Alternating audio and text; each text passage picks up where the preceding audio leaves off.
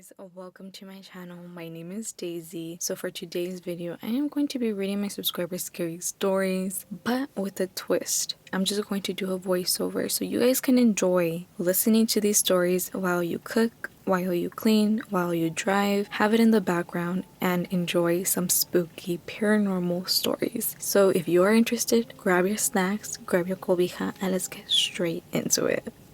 This story happened to my dad when he was around 19 years old. Now, I don't know what the deal is with my dad and creepy ass dogs coming for him, but this is what happened. My dad's family has a small ranch that's a few minutes away from the actual town, and it only gets creepier due to it being nothing but deep woods. Anyways, it was around noon, and my grandpa asked my dad if he could go to the ranch and check on the cows because a baby cow had just been born. My dad remembers that when he got to the ranch, everything seemed fine with the cows. They were all just chilling and eating grass. They were all together in the same spot because they were around the newborn calf and its mom. My dad decided to take a small break under a tree when he noticed something strange. In between the cows, he saw what looked like a black dog or a coyote walking around. He immediately thought that it was just simply a coyote trying to eat the baby calf, so he ran to the small tool shed they had in the ranch to grab my grandpa's rifle. The strange thing about this situation was that the cows weren't even acknowledging the black dog coyote. Normally, they would cause a commotion, especially when there's a potential predator on their side of the fence. The situation only got stranger when my dad got a better view of the creature and realized that it didn't look like a dog or a coyote, and it had an extremely long tail. He vividly remembers seeing how the creature's tail would drag across the floor like a train. Whatever it was, my dad decided that he was going to shoot it, but when my dad lifted up the rifle to take aim, that's when the creature looked at him and he felt goosebumps and just froze. In those seconds of confusion and paralyzation, he remembers that the creature calmly started walking towards him and continued to stare at him. The creature stayed in the same spot, and suddenly my dad broke out of the trance he was in and started shooting. All the bullets started hitting the ground, and the sound of the gunshots also broke whatever trance the cows were in because they finally started running around and causing a ruckus. The bullets caused a huge dust cloud to form, and when it finally cleared, my dad saw that the creature was still staring at him. However, it was now far away, outside the fence and near the tree line where the deep woods start. He says that the creature turned around, stopped, gave him one last look, and calmly walked away into the woods. Now, this next story happened to my dad's friend a few years ago. I'll call him Pedro for the sake of this story. And it actually happened near the haunted road where my dad got chased by that ghost dog in that first story I shared with you. Near the haunted road, there's a piece of land where people like to go hunt deer. It's not too popular, but everyone knows that it is the only spot where the deer like to hang around. On this day, Pedro invited two of his friends to go hunting with him. After a long time of waiting with no deer in sight, they decided that they were going to split up. His friends were going to go deeper into the woods and scare the deer towards where Pedro was at, and Pedro was going to be waiting on top of a tree to shoot the deer that came his way. They agreed on the plan and separated. Pedro remembers that he waited on top of the tree for a few minutes when he finally noticed deer horns. He got excited and prepared to take aim. He started to notice that the deer wasn't running away from something, it was walking. It also clicked that he shouldn't be able to see the deer horns that were the same height as the tree he was in. He kept his eyes on the deer and it stopped near a bush. He saw that it was apparently a normal deer, but that height was still not normal. That was when the deer stepped away from the bush. Pedro noticed that whatever it was had a deer upper body and a human male lower body. He vividly remembers that it was a male lower body because it was naked. And in that moment, Pedro gasped in fear, and the last thing he remembers was that the creature heard him gasp and stared directly at him, and he noticed bright red eyes. He fainted and fell off the tree after that. Pedro's friends found him around an hour later and he couldn't even speak from the fear. They took him back to the town, and after that he was able to calm down. He was able to tell his friends what had happened, and a few weeks later he shared the story with my dad.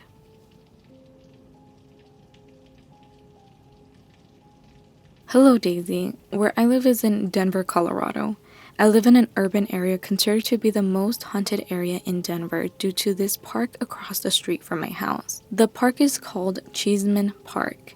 Cheesman Park is surrounded by hundreds of old mansions that are considered to be haunted, mostly by the people who owned them in the 1800s. You're probably wondering why this park would be haunted. It's because in the 1800s, Cheesman Park used to be Denver City Cemetery until it was sold to a horrible man named E.P. McGovern in 1890. In 1893, McGovern was given the task of transferring 5,000 graves to other cemeteries and turning Denver City Cemetery into a park to better serve the city's aesthetic. For the first few days, the transfer was doing good, until E.P. McGovern found a way to make a bigger profit on the contract. Rather than using full-size coffins for adults, he used child-sized caskets that were 1 foot by 3.5 feet long. Taking the bodies apart, McGovern used as many as 3 caskets for just one body. Body parts and bones were switched up and thrown everywhere in the cemetery, left out for souvenir hunters to steal the open graves, bones, and coffins. Till this day, there are over 3,000 graves still untouched and human bones scattered not too deep underneath the grass of the park. Dogs dig them up all of the time. Now for my story, titled Mama Swing. This happened in early January of 2022. We had just gotten one of the heaviest snowstorms of the current winter season in Colorado. My kids were so excited to go play in the snow across the street of Cheesman Park. However, by the time I got home from work and got the kids ready to go to the park, it was night and the snow had melted a little and froze over into ice, so there wasn't enough to make a snowman. So we walked to the playground in the middle of Cheesman Park instead. My kids brought their scooter and skateboard. My son was complaining that he felt like someone was pushing him too fast down the hill on his scooter on our walk to the playground, so I made him get off of it. We got to the playground and we were the only ones there. While the kids were playing hide and seek and tag on the playground, they complained that they were hearing footsteps running behind or next to them. They felt another kid with them, but when they looked, they didn't see anyone. My daughter heard someone go down the slide and it sounded like she was climbing back up the slide. My girls were hiding under the playground while my son sat on the little moving bridge counting. I'm sitting on the bench watching them play and then I hear out of nowhere, Mama swing, behind me. I thought it was another kid walking up to the playground with their parents.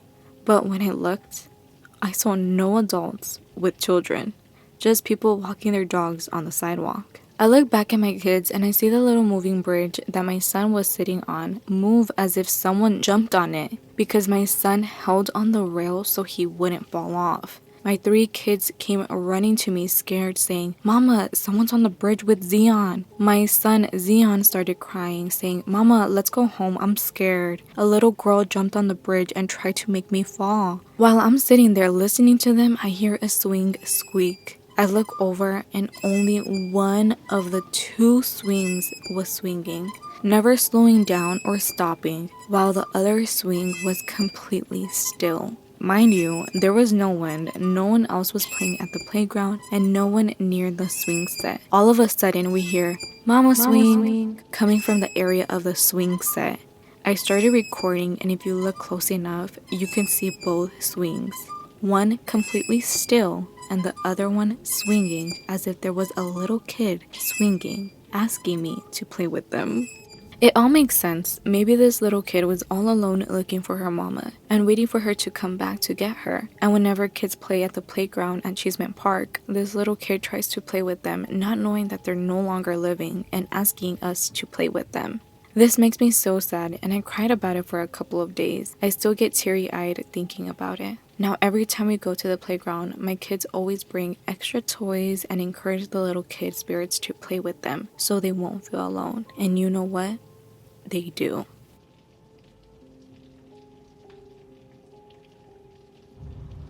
You guys, look at the swing.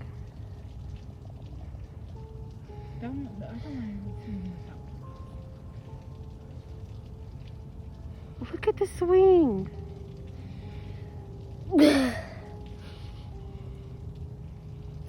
What the hell? And it's not even slowing down, huh? No.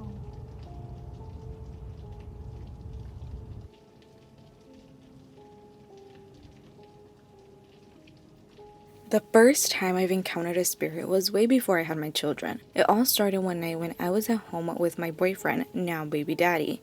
We were sitting in the living room watching a movie when all of a sudden we heard knocking in my room. I got up and checked, thinking that maybe my window was open and the wind was causing the door to make noise. But no, it was shut. As I was walking out of my room, right as I left the door frame, the door slammed in my face.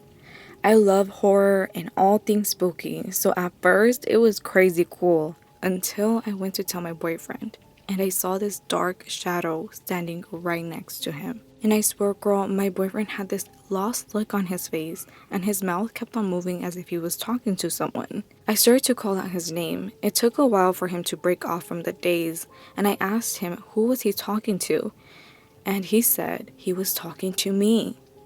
And that I was telling him that we were going to have a son, but that it wasn't going to stay with us. I laughed and ignored it, but it still kind of freaked me out. Now moving on to 2011, I'm pregnant with our first child, and before we even had an ultrasound, we already knew it was a boy. 2 weeks before our son was born, I was nesting and fixing the baby's nursery. My boyfriend was at work, so I was all alone at the house. I got tired and went to the kitchen to get a drink when all of a sudden I heard a baby crying, and bam, the nursery door shut closed. I got freaked out and called my boyfriend and asked him to check our cameras just to see if the door closing was caught. And girl, I hear this man going crazy on the phone telling his coworkers to look at the video. Apparently in the video you see a tall dark shadow standing in front of the baby's room and then the door shutting. But after that, nothing else happens again until my due date. That day was the craziest day of our lives. In 2 hours of labor, so much crazy shit happened to us at the hospital. My mom at our house and my cousin at a tarot reader. First, my water breaks and we rush to the hospital, leaving my mom at our house. She says that the moment we left, the vibe in the house was heavy and dark. She said that the first thing that happened was the door to our room slamming shut. Then she hears our alarm go off saying, "Back door open." She runs to see what's going on and the door is locked closed, so no way that door got opened. My mom said she prayed and demanded that whatever was there to leave, and in her own words, "Desde ese momento, todo valió madre." She saw shadows go from the rooms to the kitchen to seeing something sit on the sofa. She later calls us asking if the baby was born yet. We told her no, and she said that she couldn't stay at the house and had to go. Now moving on to my cousin who is in New York City getting her cards read. She says that during her reading, the lady asked her if she had a cousin having a baby to a boy. When she said yes, my cousin said that the lady turned pale and told her that someone had offered my unborn baby to a spirit and that I needed to be careful because there were going to be spirits fighting for my boys. My cousin told her I was only having one, so she had to be mistaken. The lady laughed and said no, that this cousin was going to have 3 sons because 3 spirits were promised 3 new lives. But now back to me, I'm in labor, which I have been for 2 hours and everything was going smoothly until I felt cold and heard all the doctors and nurses yelling and rushing my hubby out of the room. Then I remember seeing a nurse stare at me and tell me that everything was going to be okay. And then everything went pitch black. And girl, I mean, it was dark as hell. I felt as if I was falling and the room just felt empty and dark. I couldn't even see my hand. That's how dark it was. I just kept on feeling as if I were falling for the longest until I felt cold hands grabbing onto me and I was rushed with fear. Once these hands touched me was when I felt I was about to finally reach the bottom. I heard screams and then I heard my baby crying and like magic I opened my eyes to doctors saying, "She's back, we got her." We get sent to our room to recover and things were bad. It started with blankets being pulled off of me in the hospital room to my son's crib being moved. When we were finally able to go home, my mom begged me not to take my baby back to our house because she felt like there was something there. Pero como sabes, I was excited to start my new family with my hubby and our child at our house. Huge mistake. I should have listened. The first week, everything was smooth. Nothing paranormal or scary happened until this one night. I was home alone with the baby and he was napping in his crib, so I decided to take a nap as well. I slept with pillows under me and one in between my legs. During my nap, I heard a baby laughing. Now, a newborn baby doesn't laugh. I woke up to not having any pillows around me and my baby not being inside his crib. Instead, my baby was under the bed with all the pillows below him. I pulled him out from under my bed and called my mom immediately. She told me that duendes were playing with him or they wanted to take him. But she said to leave scissors under his crib so the duendes can leave him alone. So I did, and that was that. One night, my cousin from New York City came over to visit, and it was her first and last visit to my house. That night, she was attacked by a spirit that she first saw in the window of my son's nursery. Then, when she was sleeping in our guest room, she felt someone sit on the bed. But what really scared her was that during the night, the shadow figure was standing right next to the bed and it was staring at her with yellow eyes and apparently talking to her without moving its lips, telling her that she couldn't save my son, that the baby was traded to him over a life of another, and that there were 2 more coming for the same thing. She woke up and started yelling. We heard her screaming and ran to the room.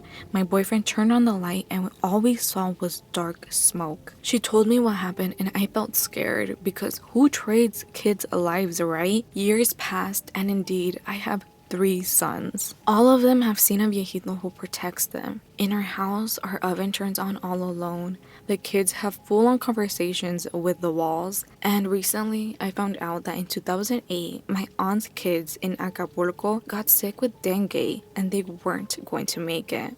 I always said I never wanted kids, so my aunt told me that it was easy for her to tell the curandera and offer my future kids because she was sure I never wanted any and didn't expect this to work, but that she was so sorry. The man my kids see is called El Caballero. He's apparently a spirit who takes souls to the underworld, but takes care of kids' spirits until they're old enough and ready to be taken over. Luckily, we got the curandera to clean my kids, but yet the Caballero won't leave them because he considers them angels that need to be protected. So that was it for reading my subscriber stories. I loved your guys' stories. These were definitely creepy. I was thoroughly impressed with all of these. Oh my goodness. But I also want to say thank you to all your guys' condolences. It really means a lot to me, my mom. You guys, my mom reads all the comments, the good ones and the bad ones. But she was like, we were so emotional just reading them. I swear to you, I read all of them. Like there was not one I didn't read. It was just so moving to see you guys message, even some people that I've never seen the message before, and for you guys to message now, that meant so much to me. So thank you guys so much. It truly means a lot. It truly means a lot to me, my mom. We read those comments and we just feel the love. So thank you guys so much.